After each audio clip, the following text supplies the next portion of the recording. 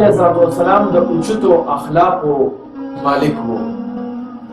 نبی علیه السلام د اوچتو اخلاقو یو اړخ دا هم وو د خپلو غریبو صحابو سره به هم ډېره زیاته بې کچه مینه کوله او دا نه لکه نن چې مونږ د غټو غټو خلکو د غوړو غوړو نه ډېر زیات تاویږو که نه. یو شاعر وایي چې غټان غټان نیکان نیکان پیدا دي، دا خو د موره جنتیان پیدا دي. راځئ چې هغو لره جنت وګټو، څوک چې د موره دوزخیان پیدا دي.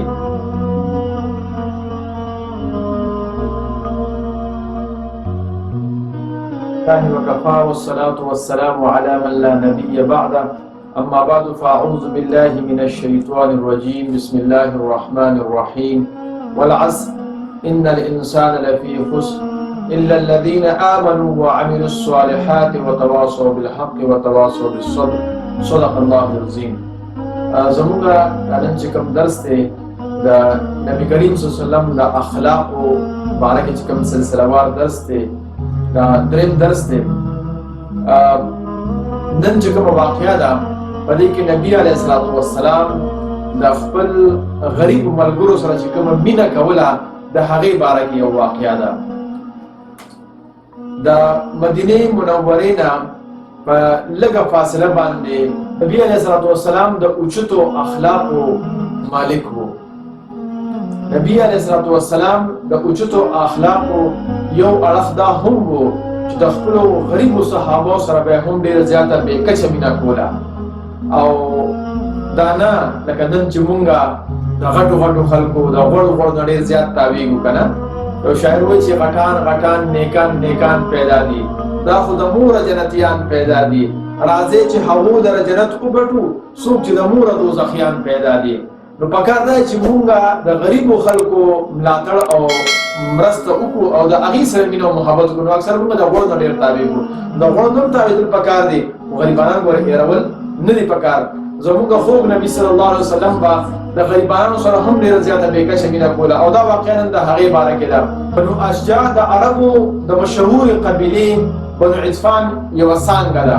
د دې قبیلې یو صحابي ظاهر بن حرام اشجعي رضی الله تعالی عنه د مدینې نه په فاصله باندې پاتې کېده او کله چې به د دې کلي ته به راته نو نبي علیه السلام له به یې تحفې راوړې لکه تازه سبزي او میوې، ستوان، شات وغیره وغیره. او نبی علیه السلام به چې کله هغه رخصتو نو د ښار تحفې به یې ورله ورکولې او نبی علیه السلام ته یو بل اعزاز هم ورکړی و چونکې ده د نبي علیه السلام سره ډېره زیاته مینه وه. نبي علیه السلام فرمایي ان لکل حاضرة بادیه وبادیة آل محمد ظاهر ابن حرام وبادیة آل محمد ظاهر ابن حرام. چې د هر د ښار خاندان دپاره د باندې یو دوست وي او د نبی علیه السلام د اهل دپاره د اهلو عیال دپاره د باندې دوست ظاهر ابن حرام دی. علیه السلام خپل د باندې دوست مقرر کړی و، دا زما د باندې دوست دی. نو دا ډېر زیات ساده سړی و او چې د باندې خلک ښار ته راتلل نو ځان سره به چې کوم دی د باندې نه څیزونه راوړل او هغه به د ښار په بازار کې خرڅول او بیا په هغې باندې خپل ځان له څیزونه اخیستل او واپس ورتلل. دا به یو پخوا رواج و.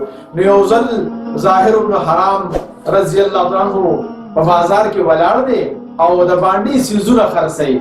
نبی علیه السلام د خوشقسمتۍ نه په بازار کې موجود و چې ویې کته د خپل د باندې دوست ظاهر ابن حرام نو د شا نه غلی غلی راغی او په سترګو یې ولې لاس کېښوده او اواز یې ولګو چې دا غلام به څوک واخلي. نو ظاهر ابن حرام به اول لږ غوندې ګبرو شو خو چې بیا د نبي علیه السلام هغه پاسته لاسونه محسوس کړل او د پیغمبر سلام خوشبو ولګېده نو خپله ملا چې کومه ده د نبي علیه السلام سینې سره یې مږول شروع کړل. یعنې خپل جانان باندې دونه زیات میل و چې هغه خپله ملا یې د نبي علیه السلام سینې سره مږل شروع کړل. نبي اسلام چې څنګه اواز ولګولو چې دا غلام به څوک واخلي نو ظاهر ابن حرام ورته فرمایي چې یا رسول الله صلی الله علیه وسلم ما غوندې تور غلام باندې به څوک څه وکړي. نبي علیه السلام او فرمایل چې ستاسو قیمت د الله په نسبت باندې ډیر زیات دی او د هغې وجه دا ده چې تاسو د الله او د الله رسول سره مینه کوئ. نو زما خوږو کتونکو خویندو میندو کشرانو او ګلالو د دې واقعې نه موږ ته دا سبق حاصلېږي حضرت والسلام به خپل غریبو ملګرو سره خوشطبي کوله بلکې فرمایل به ابغوني الضعفاء فانما تنصرون وترزقون بضعفائكم او فرمایل به چې ما په غریبانو خلکو کې تاسو لټوي او د دې غریبانو د وجې نه تاسو له الله رب العزت رزق هم درکوي او فتح نصرت او ګټه به هم درکوي. نو نبی علیه الصلاة والسلام به خپلو غریبانو سره دونه مینه کوله. سبق مونږ ته دا حاصلېږي چې مونږ اکثر وایو که نه مونږ ډېر زیات زبرګان یو او په ګوته باندې ځان څنډو چې زموږ په لمن باندې ډېر لمونځ کېږي او ځان اکثر د غریبانو نه داسې په ډډه ډډه کوو. نبي علیه الصلاة والسلام به همدغه غریبانو سره چې کوم دی نو خوشطبي کوله. نو موږ له هم پکار دی چې کوم خپل غریب ملګري وي غریب عوام وي غریب سړي وي هغې سره هم دغه شانتې خوشطبي او مینه کوو. او یو سبق موږ ته دا حاصلېږي چې نبي علیه الصلاة والسلام به په ټوکو ټوکو کې هم نصیحت کوو لکه څنګه ظاهر ابن حرام وایي چې یا رسول الله صلی الله علیه وسلم په ما تور غلام باندې به څوک سوکي. نبی علیه الصلاة والسلام فرمایي چې د الله په نسبت باندې ستا ډېر غټ قیمت دی د الله په نظر کې ستا ډېر غټ قیمت دی او هغه وجه څه ده چې ته د الله او د الله رسول سره مینه کې. نو د دې نه موږ ته دا سبق حاصلېږي چې نبی علیه الصلاة والسلام به په ټوکو کې هم نصیحت او د پند خبرې کولې. او دویم دا څوک چې د الله او د الله د رسول سره مینه کوي نو الله به د هغه سره مینه کوي. او څلورم سبق موږ ته دا حاصلېږي چې نبی علیه الصلاة والسلام او هغه د باندې ملګري د دې واقعې موږ ته ظاهر ابن حرام به یو بل ته تحفې ورکولې.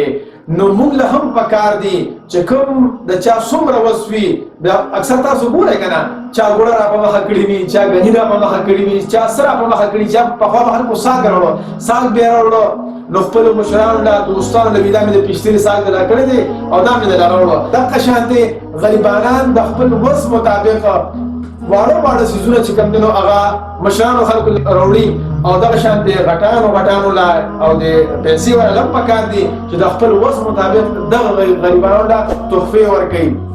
نو موږ له پکار دي چې یو بل له تحفې ورکوو دې سره مینه او محبت هم زیاتېږي. یا الله زموږ صغیره او کبیره ګناهونه معاف کړي. یا الله مونږ کې د نبی کریم صلی الله علیه وسلم اخلاق پیدا کړي. یا الله نبی کریم صلی الله علیه و آله وسلم څومره اخلاق قدم په قدم مونږ ته د هغوی اتباع نصیب کړي. یا الله نبی کریم صلی الله علیه وسلم کې د صبر ماده وه نبی کریم صلی الله علیه وسلم کې مینه ماده وه نبی کریم صلی الله علیه وسلم د خپلو کشرانو خیال ساتو نبی کریم صلی الله علیه وسلم د خپلو مشرانو خیال ساتو نبی کریم صلی الله علیه وسلم د ضعفا د کمزورو د بېڅوکه خیال ساتو. یا الله دغه اخلاق دغه کردار مونږ کې هم راولې. لا اله الا انت سبحانك اني كنت من الظالمين برحمتك يا ارحم الراحمين.